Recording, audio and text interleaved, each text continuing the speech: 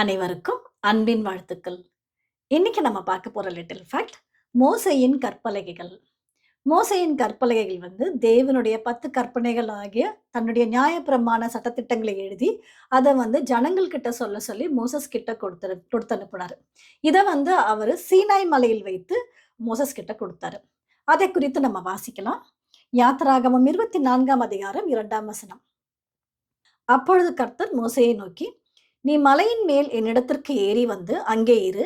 நான் உனக்கு கற்பலகைகளையும் நீ அவர்களுக்கு உபதேசிப்பதற்கு நான் எழுதின நியாய பிரமாணத்தையும் கற்பனைகளையும் கொடுப்பேன் என்றார். சொல்லிட்டார், மலைக்கு மேல வா, நான் உனக்கு நியாயப்பிரமாண கற்பனைகளை கொடுப்பேன் அப்படின்னு. இப்போ மோசஸ் மலைக்கு மேலே போகணும். மோசஸ் மலைக்கு மேலே போகிறதுக்கு அவருக்கு ஒரு சின்ன சேலஞ்ச். ஏன்னா ஒரு மலைக்கு மேலே போயிட்டா கீழே இருக்கிற ஜனங்களை யார் கைட் பண்ணுறது அப்படின்ட்டு. அதுக்கு அவர் என்ன பிளான் சொல்லிட்டு போறாருன்னா, இங்கே ஆரோன் இருக்காரு, ஆரோனும் ஊரும் இருக்காங்க. இவங்க 2 பேர்கிட்டையும் ஏதாவது கம்ப்ளைண்ட்ஸ் இருந்ததுன்னா இல்லை ஏதாவது ப்ராப்ளம்னா அவங்க கிட்ட சொல்லி நீங்கள் சால்வ் பண்ணிக்கோங்க அப்படின்னு சொல்லிட்டு போறாங்க. இதை யாத்திராகமம் 24ஆம் அதிகாரம் 14ஆம் வசனத்துல நம்ம வாசிக்கலாம்.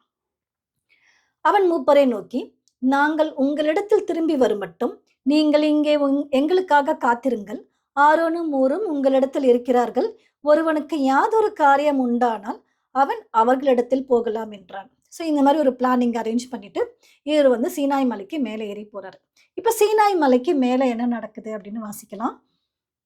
யாத்திராகமம் 31ஆம் அதிகாரம் 18ஆம் வசனம். சீனாய் மலையில் அவர் மோசேயோட பேசி முடித்த பின் தேவனுடைய விரலினால் எழுதப்பட்ட கற்பலகைகளாகிய சாட்சியின் 2 பலகைகளை அவனிடத்தில் கொடுத்தார். இப்ப இவர் மேல போனப்ப தேவன் சாட்சியின் பலகைகளை அவர்கிட்ட கொடுத்துருக்கிறாரு. ஆனா அந்த சாட்சியின் பலகைகள்ல இந்த கற்பனைகள் யாரால் எழுதப்பட்டதுன்னா தேவனுடைய விரலினால் எழுதப்பட்டது அப்படின்னு நம்ம வாசிக்கிறோம். அது மட்டும் தான். ஆனா இந்த பலகைகள் எப்படி எழுதப்பட்டிருந்தது அப்படின்றத யாத்ராகமம் 32ஆம் அதிகாரம் 15ஆம் வசனத்துல வாசிக்கலாம். பின்பு மோசே மலையிலிருந்து இறங்கினான். சாட்சி பலகைகள் 2ம் அவன் கையில் இருந்தது. அந்த பலகைகள் இருபுறமும் எழுதப்பட்டிருந்தது. அவைகள் இந்த பக்கத்திலும் அந்த பக்கத்திலும் எழுதப்பட்டிருந்தது. அப்ப அந்த சாட்சியின் பலகைகள் 2 பக்கமும் எழுதப்பட்டிருந்தது. சரி, இது மட்டும் தானா அப்படின்னா நம்ம இன்னொரு வசனம் வாசிக்கலாம். யாத்திராகமம் 32ஆம் அதிகாரம் 16ஆம் வசனம். அந்த பலகைகள் தேவனால் செய்யப்பட்டதாயும் அவைகளிலே பதிந்த எழுத்து தேவனால் எழுதப்பட்ட எழுத்துமாய் இருந்தது. இதுதான் ரொம்ப ஸ்பெஷல். இந்த சாட்சியின் பலகைகளை செய்ததும் தேவன், அதிலிருந்து எழுத்துக்களை எழுதினதும் தேவன் அப்படின்னு பார்க்கிறோம். இது எவ்வளவு ஸ்பெஷலான ஒரு சாட்சி பலகையா இருந்திருக்கும். இந்த சாட்சி பலகையை வாங்கிட்டு மோசஸ் இப்ப சீனாய் மலையிலிருந்து இறங்கி வராங்க. அப்படி அவர் வரும்போது அவர் கண்ட காட்சி எப்படி இருந்திருக்கும் அப்படின்னு நம்ம ஏற்கனவே அதை பத்தி நல்லா படிச்சிருந்திருப்போம். இவர் மலைக்கு மேல போனதுக்கு அப்புறமா கீழே இருக்கிற ஜனங்கள் என்ன சொல்லிடுறாங்கன்னா, இவர் போய் ரொம்ப நாள் ஆச்சு. ஏன்னா இவர் 40 நாள் மலையில இருந்திருப்பாரு. இவர் போய் ரொம்ப நாள் ஆயிடுச்சு, திருப்பி வருவாரோ வரமாட்டாரோன்னு இல்லை, அவருக்கு என்ன ஆச்சுனோ தெரியல எங்களுக்கு அப்படின்னு சொல்லிட்டு ஒரு கன்றுக்குட்டியை செய்து அதற்கு முன்பதாக இவங்க இந்த ஜனங்கள் நடனம் ஆடிக்கொண்டிருப்பார்கள். அப்போ மோசஸ் இறங்கி வராரு. அதை குறித்து நம்ம வாசிக்கலாம். யாத்ராகமம் 32ஆம் அதிகாரம் 19ஆம் வசனம். அவன் பாளையத்துக்கு சமீபித்து அந்த கன்றுக்குட்டியையும் நடனத்தையும் கண்டபோது மோசே கோபம் உண்டவனாகி தன் கையிலே இருந்த பலகைகளை மலையின் அடியிலே எரிந்து உடைத்து போட்டு. இந்த காட்சியை பார்த்த உடனே மோசஸ்க்கு ரொம்ப கோபம் வந்துருச்சு. அதனால் அந்த கோபத்தை அன்கன்ட்ரோலபிள் கோபம் இல்லைங்களா. ஏன்னா இவர் 40 நாள் தேவனோட இருந்து பேசி இந்த ஜனங்களுக்காக ஒரு சட்டத்திட்டத்தை வாங்கிட்டு வரும்போது இவங்க இந்த மாதிரி செய்த உடனே அவருக்கு ரொம்ப கோபம் வந்து விட்டது. அதனால அவர் என்ன பண்ணிட்டாருன்னா அந்த சாட்சியின் பலகைகளை எரிந்து உடைத்து போட்டுறாரு. இப்போ உடைத்து போட்டதுக்கு அப்புறமா தேவன் அதுக்கப்புறம் நிறைய காரியங்கள் நடக்கும். தேவன் அவங்களெல்லாம் பனிஷ் பண்ணிடுவாங்க. இந்த பனிஷ்மெண்ட்லாம் முடிஞ்சதுக்கு அப்புறமா என்ன நடக்கும்னா, நம்முடைய தேவன் மிகுந்த இரக்கமும் மன உருக்கமும் உடைய தேவன். அவர் என்ன பண்ணுவார்னா, திரும்பவும் மோசஸை கூப்பிட்டு திரும்பவும் நீ மலைக்கு வா, நான் உனக்கு சட்டத்திட்டங்களை தரேன் அப்படின்னு சொல்லுவாரு. அதையும் நம்ம வாசிக்கலாம். யாத்ராகமம் 34ஆம் அதிகாரம் 1ஆம் வசனம். கர்த்தர் மோசையை நோக்கி, முந்தின கற்பலகைகளுக்கு ஒத்த 2 கற்பலகைகளை இழைத்துக்கொள். நீ உடைத்து போட்ட முந்தின பலகைகளில் இருந்த வார்த்தைகளை அவைகளில் எழுதுவேன் அப்படின்றாரு.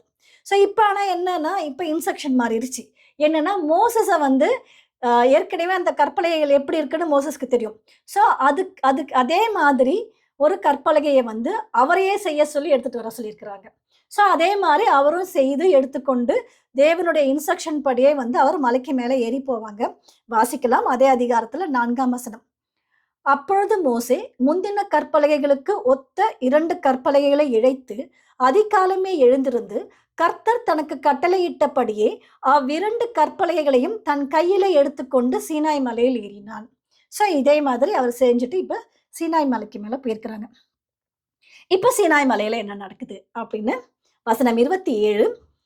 பின்னும் கர்த்தர் மோசையை நோக்கி, இந்த வார்த்தைகளை நீ எழுது, இந்த வார்த்தைகளின்படியே உன்னோடும் இஸ்ரவேலோடும் உடன்படிக்கையை பண்ணினேன். அப்ப இந்த முறை வந்து இந்த வார்த்தைகளை எழுதுனது யாருன்னா மோசஸ் தான் எழுதினாரு நம்ம பார்க்கிறோம். அது அவர் எப்படி எழுதினாருன்னா 28ஆம் வசனம். அங்கே அவன் அப்பம் புசியாமலும் தண்ணீர் குடியாமலும் இரவும் பகலும் 40 நாள் கர்த்தரோடு இருந்தான். அவன் 10 கற்பனைகள் ஆகிய உடன்படிக்கையின் வார்த்தைகளை பலகைகளில் எழுதினான். அப்போ இதுக்கு முன்னாடி அவர் இருந்தார் இல்லைங்களா, அதே மாதிரி இந்த முறையும் அவர் 40 நாள் வந்து மலையில் தேவனோட இருந்தார். இருந்து இந்த முறை வந்து அந்த கற்பலகைகள்ல அந்த சாட்சியின் பலகைகள்ல வந்து எழுதுனது யாருன்னா இது வந்து மோசஸ் அப்படின்னு பாக்குறோம். அப்படின்னா 2 முறை மோசஸ் கிட்ட வந்து தேவன் வந்து தன்னுடைய நியாயப்பிரமாண சட்டத்திட்டங்களையும் தன்னுடைய கற்பனைகளையும் வந்து கொடுத்திருக்கிறாரு. முதல் முறை அவர் வந்து அவரே தேவனால் செய்யப்பட்டு தேவனுடைய விரலினால் எழுதப்பட்ட கற்பலகைகளாக இருந்தது. 2ஆம் முறை மோசஸால் செய்யப்பட்டு மோசேவால் எழுதப்பட்ட கற்பலகைகளாக இருந்தது அப்படின்றது இன்னையோட லிட்டில் ஃபேக்ட்.